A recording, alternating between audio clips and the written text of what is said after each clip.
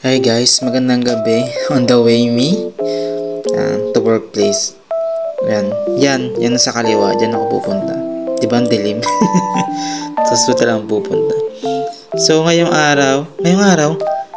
gabi, normal day, last night duty. Sa una, walang gagawin. Tapos maya kapag tumawag na emergency room, maya. Dami na ng mga admission.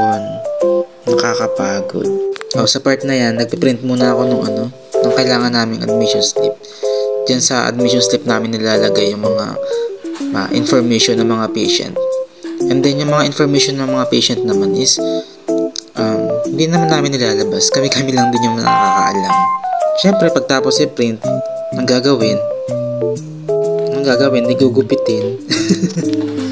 Pero sa ngayon muna, habang inaantay ko matapos yung pagpiprint, wala lang, umupo lang ako. Bakit? Nakakapagod. Tumayo. Diba?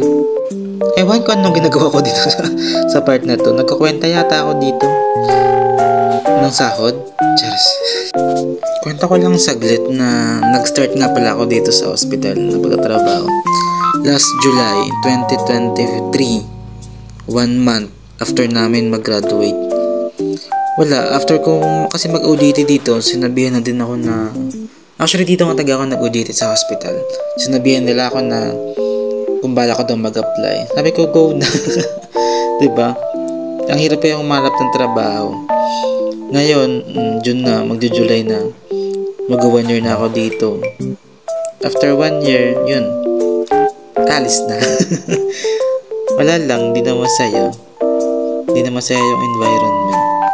Nagiging toxic na lahat. Hindi lang sa mga pasyente toxic.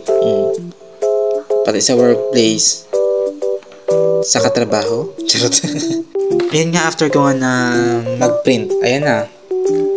Ang gagawin, gugupitin. Kailangan naman titigan lang, di ba? Tingin-tingin mo.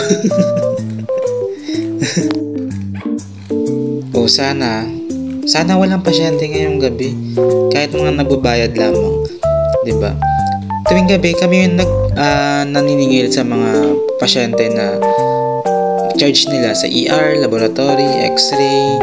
Kami din yung may hawak nun. Diba? Nakapagod. Kahit na dapat cashier, ang sumisingil nun ay kami na rin yung naatasa kahit di namin trabaho. Diba? Dagdag pa sa trabaho namin. Pero yung sahod wala. Same lang din, 'di ba? Ayun yung mga nakakapagod dito kasi kahit hindi mo trabaho, trabahuin mo, 'di ba? Wala naman iwanan mo. Yan, nagbabalak na ako diyan matulog. 'Di ba?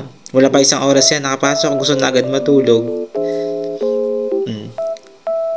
Pagkaupo ko nga, may biglang dumating, may nagbayad na naman. Sino ka dyan? Yung bangs mo. Kainis ay. Ang buhok talaga. Ang gupit talaga. Sabi gilid lang bawas. Sabi kunting bawas lang. Bakit binawasan lahat ng barbero? Diba? Actually, ang buhok ko talaga na yung ate sa gitna. Yung hanggang kila yung gupit.